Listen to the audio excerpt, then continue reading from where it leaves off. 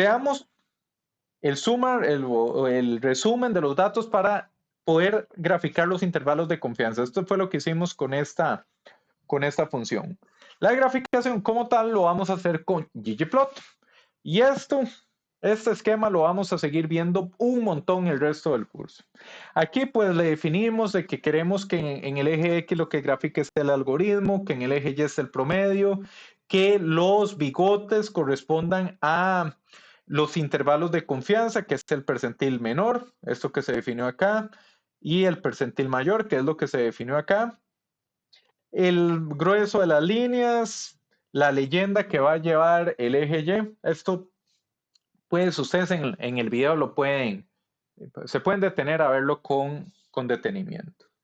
Y obtenemos el siguiente gráfico, eso es promedios e intervalos de confianza. Entonces ahora sube con Grayling con respecto al de cajas. Voy a ponerlos uno a la par del otro, Grayling.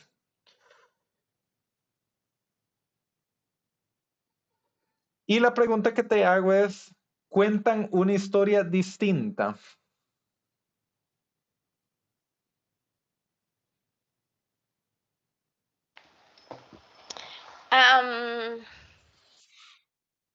Sí.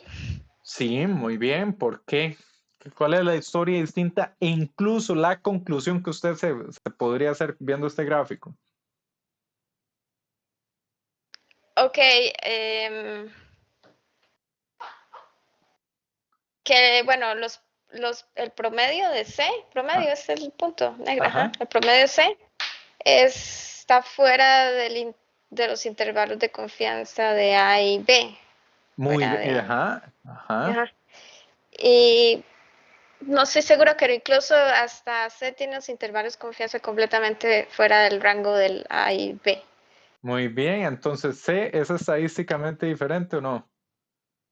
Podría decir que sí. Sí. Entonces ya con esa información. Muy bien. Entonces, Dani, ¿ves la diferencia entre procesar un poquito más los datos, la historia tan distinta que nos cuentan? Sí, porque en ese entonces, digamos, se está concentrando un 95% de los datos a partir de la media. Correcto. Entonces, podemos decir como un 95%. Con un 95% de los datos usted puede llegar a ver que efectivamente sí había diferencia. Entonces, con esto hablamos de el concepto de intervalos de confianza. Acá pongo la teoría. Nos dice, nos ayudan para saber qué tan precisa es una estadística calculada. Va a estar asociada al error de muestreo. Cuando nosotros tenemos error de muestreo, a lo que se refiere es que tenemos una población y el promedio real de la población está acá. Nosotros de la población sacamos muestra, sacamos un promedio y el promedio nos da acá. Esa diferencia es error de muestreo. Lo que nos dice el intervalo de confianza o una manera en que se puede interpretar es que el promedio real de la población podría estar en todo este intervalo de confianza. O sea, ahí o otra manera de verlo es que con un 95% de confianza podemos decir de que el promedio está dentro de este rango. Es otra de las maneras que se puede ver. Entonces, si presentamos promedios, vamos a partir de ese momento de darlos con intervalos de confianza. Y este intervalo nos dice qué tan preciso es nuestra inferencia. El rango como tal nos dice, en todo este rango puede estar el promedio real de la población. De hecho, más adelante vamos a graficar algo que se llama error estándar y el error estándar es asociado directamente a esta parte, pero por el momento el promedio real de la población está contenida dentro de ese rango. Tal como vimos ya haciendo una valoración visual de los intervalos de confianza, si no se traslapan, podemos llegar a decir que los grupos son distintos. Acá tenemos el grafiquito de nuevo. ¿Qué nos va a afectar el ancho del intervalo de confianza? ¿Qué nos va a afectar ese ancho? Varianza de la población. Entre más varianza tenga el grupo que tenemos bajo estudio, el intervalo de confianza se incrementa porque es el 95% de los datos. Entonces, si es algo que naturalmente tiene mucha varianza, pues el intervalo de confianza se va a incrementar. Sin embargo, el tamaño de la muestra nos ayuda a achicar el intervalo de confianza, a definirlo lo lleva a su límite real. Con tamaños de muestra pequeña vamos a tener un intervalo de confianza típicamente más grande. Aumentando el tamaño de la muestra, lo llevamos a un límite real. ¿Qué puede ocurrir con eso, William? Que sacamos una muestra de n igual a 10 y estos más nos dieron acá. Sacamos una muestra n igual a 1000. Nos dan acá y ya son estadísticamente distintos. ¿Lo ves, William? Sí. Muy bien, entonces esto es parte de los efectos que tiene el tamaño de la muestra en los intervalos de confianza. Entonces, ¿qué vamos a decir? Nos vamos a utilizar para medir certidumbre en una variable muestrada. No son lo mismo que el rango de datos importante. No son lo mismo que el rango de datos. Recuérdense que el rango de datos es máximo y mínimo. Hay otra gente que el rango, William, de lo que preguntaste ahora, que es máximo menos mínimo, ese lo ponen arriba y lo ponen abajo. Entonces es otro de los sabores de bigotes que te puedes encontrar.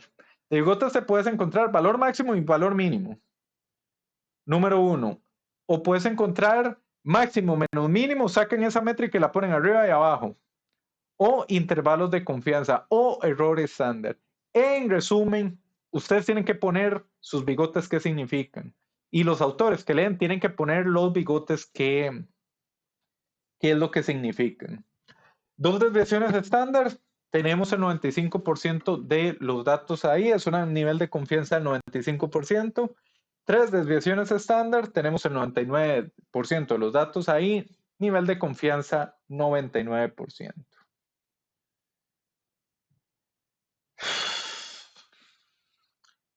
Para terminar la idea, dice análisis de intervalos de confianza y nivel de confianza.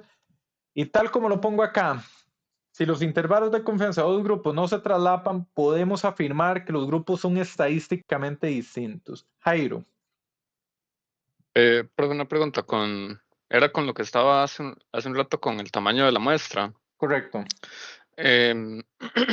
Digamos que, por ejemplo, los algoritmos AIB, que digamos es como el estado del arte, ellos en el experimento o qué sé yo, en la información que había, ellos dicen que tienen una muestra de 20. Nosotros, o sea, cuando hacemos nuestro algoritmo, debemos como acotar a esas muestras existentes o uno puede hacer como más grandes, como para compararlos o así. Muy bien. Chivísima es que usted pudo conseguir el algoritmo A o lo creas, lo puedes implementar, eso también se vale. El algoritmo B también. Y usted corre A, B y C usted. No es que utilizó los datos de ellos. ¿Me explico? En general, usted en análisis de varianza va a querer tener escenarios balanceados, donde si tenés 1000 en C, tenés 1000 en B y tenés 1000 en A, pero como te podrás imaginar, hay escenarios donde eso no ocurre. Para eso uno utiliza análisis de promedios de mínimos cuadrados, que lo vamos a ver ahorita, que ecualiza esa diferencia y la reduce. Pero idealmente vas a querer tener los mismos, el experimento balanceado, ese es el término. Jairo, ¿qué sucede? ¿Por qué es peligroso tomar los datos del estado del arte y los datos del otro autor? Difícilmente usted tiene el mismo hardware. Explico, las mismas condiciones son donde se recabaron esos datos y eso hace que la comparación no se ajusta. ¿Y vos jugás algo, Jairo? ¿Jugás videojuegos? ¿Sí? Sí. Sí. Muy bien, una RTX 4090 de Asus no se comporta igual que una ASRock. aunque sean las dos Ajá. 40-90 y tengan la misma cantidad de gigas y el mismo ancho de banda, no se comportan igual. Ok. Entonces, era eso, Jairo. Sí, Muy gracias. bien, entonces terminemos la idea acá. Si no se traslapan, son estadísticamente distintos. Vean qué valiente lo que pongo ahí. No hace falta ejecutar prueba para demostrarlo. Kenneth. Sí, tan solo quería tal vez para recordar un poco. La clase pasada vimos, digamos, comparando los diagramas de cajas con lo que era el rango de datos que era mínimo y máximo. E igual dijimos, si esos dos nodos no se traslapan, se podemos decir con confianza que son distintos. Y ahora lo vimos también de otra forma, que es con el intervalo de confianza. Igualmente, si no se traslapa, también podemos decir un solo que es distinto. Voy a cortar el video y voy a dedicar otro video para esto.